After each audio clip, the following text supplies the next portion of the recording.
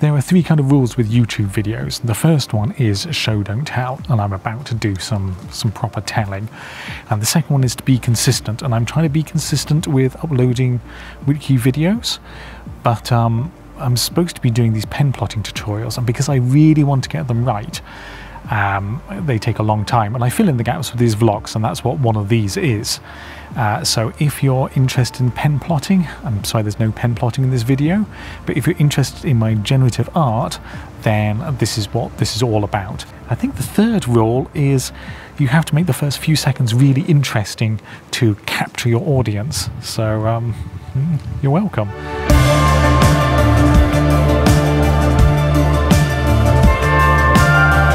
It's pronounced twins. I'm aware there's a project called Lost Twins by Yazid. This happened independently of that, but they cover a similar ground, like matching things together. As with traditional art, we'll start with the broad strokes and then fill in the details. So my project is made up of 750 generative art pieces based on this simple underlying composition. They can be placed two ways, and then you can invert them. So that's the main structure. And I wanted this project to work as a whole collection level and as an individual piece level. And I'll talk a little bit more about that at the end. Building on the initial simple tile a little, I wanted to use 6 main colours, like the red, blue, green, and then the yellow, magenta, cyan. So these are quite strong, bold, literal colours, computer and print.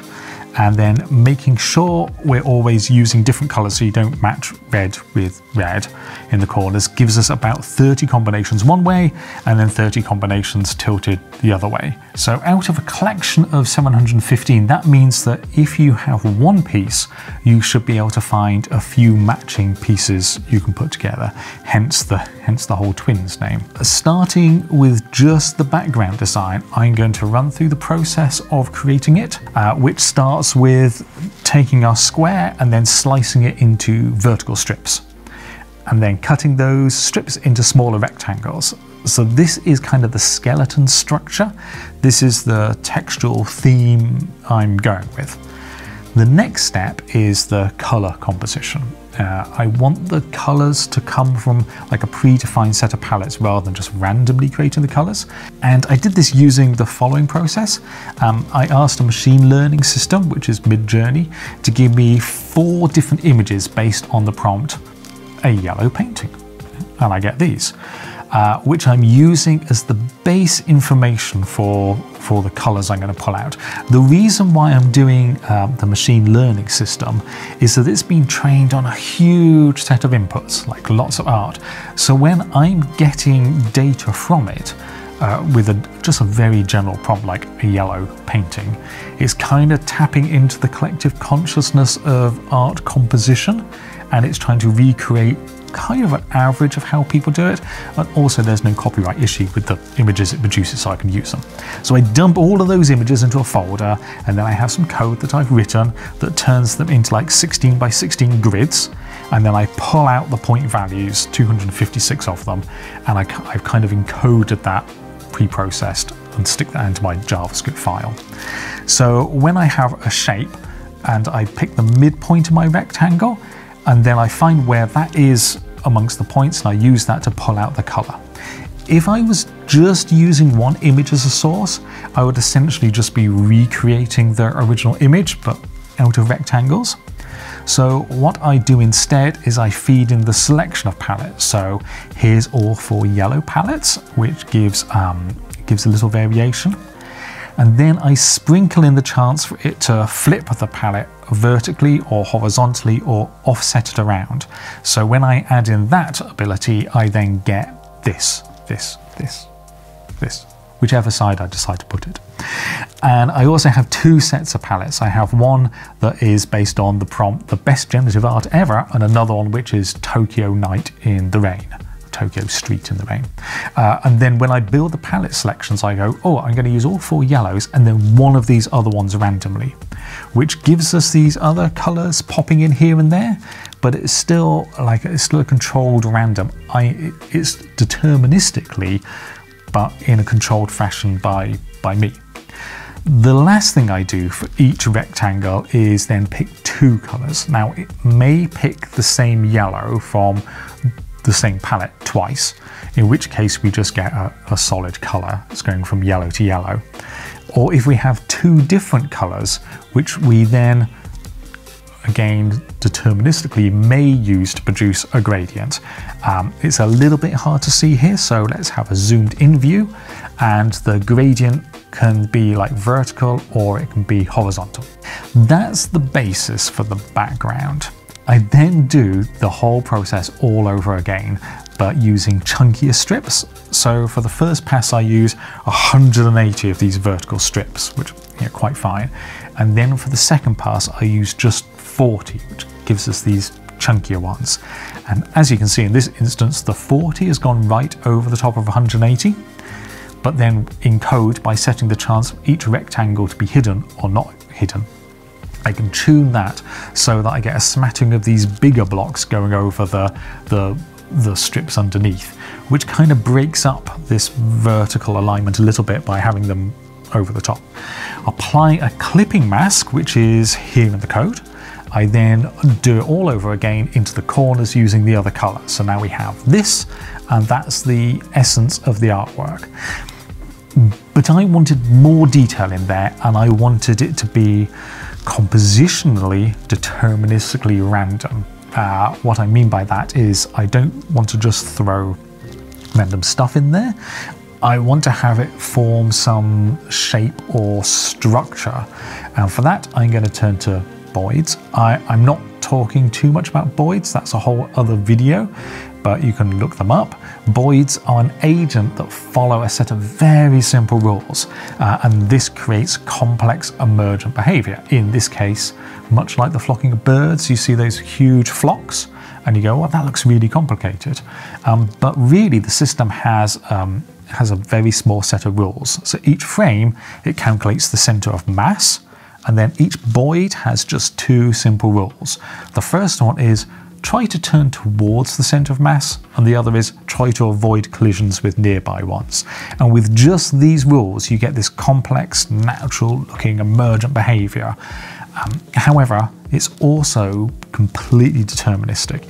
If I start with 100 Boids scattered and then all facing random directions, they'll go off and they'll do their thing. But if I restart with the same Boids in the same position, facing the same original way as before, because they're following exactly the same rules and they're simple ones, they'll make identical choices both times. It's random in that we can't predict it, other than run the simulation again and again, but it's deterministic in that given the same starting state, the two systems after 10 minutes, after an hour, or even a day, they'll still be exactly the same. But if I move just one Boid slightly different position at the start, the first couple of seconds may look the same for most of the Boids, but they'll quickly start to diverge as the center of mass just goes slightly off, and then after 10 minutes they'll be completely different. I'm using a very rough and ready version of the Boids in the code, and I can affect the overall design by, say, starting them all at the bottom instead of random or all at the top. I can also force the center of mass to move in a circle or up and down the left and right. And here's a couple of debug outputs that show the trails left behind by the Boids. It's a little bit messy. If I take the number of them down and adjust the code a little bit, we get something more like this. If I put more points in this case, you can see it looking like this. By changing these things, I, as the artist, can exert some aesthetic control over the system at a very broad level, while leaving the details up to the simulation. So, how does that look in practice? Well, back to my background. I'm running the simulation right at the very start of my code to get all the Boid positions. But then I'm asking it, please can you only draw every 40th one? And that's basically saying, if I divide by 40 and the remainder is 0, then draw the thing. And you can see some of the rectangles drawn along the Boid paths here. If I change the value to 10, then you can see a bit more what's going on. If I change it to 5, this is what we get. And if I change it to do every single one of them, then you end up with this. this. Being the artist, I know that I've shaped the Boid algorithms and I've selected the density that I'm happy with. I know they're just not randomly thrown on there. Does it actually make a difference? I think so. It feels closer to what I want. I know there's some structure and form behind it, and I'm using that to break up these blocks. So instead of just lots of vertical blocks, I have these like slightly turned one that just adds that little extra touch to it. And I actually do this twice more. Say I make them really narrow, then I have this style. And if I remove the rotations, they're all horizontal, I end up looking like this. If I make them really wide and narrow, then I get this design, and the other way around, we get this one, so they're vertical. Now, I like that, I like that effect, but I think I will save that for later. I like showing these trails a bit, so sometimes they'll turn up, there's a feature that actually shows the trails. And for one last pass, using these trails, I'm going to add grit. So here I'm making the grit more obvious. These dots, which are again along the trail points, and then move over to the right.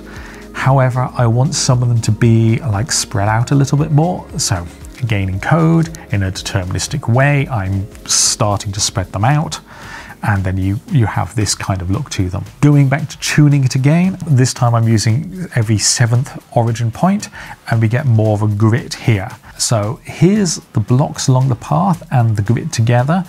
Again, I quite like it because it has this structure to it, and you have places where there is stuff and places where there isn't. It's not just random. So we're starting to build up this kind of rich texture, which has a kind of flow to it. And to me, it feels more cohesive. It's not just random, it's deterministic based on emergent behavior of our Boids.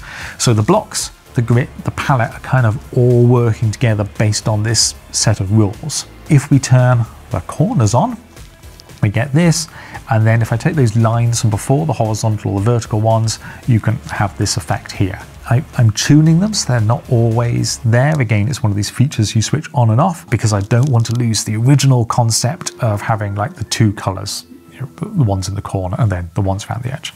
So we've come quite a long way, but the foundation was set all the way back there, and we try to stay true to that. And then through these quite simple steps, one after the other, we've built up this more complex image. The very final last touch is the noise. The interesting thing about noise and digital is if we look at some of the top projects on FSH, they often have this, oh, hold on, I'll be back in a second. Actually, impeccable timing. If we just open up these and then have a look at them, these are prints that I ordered. In a second.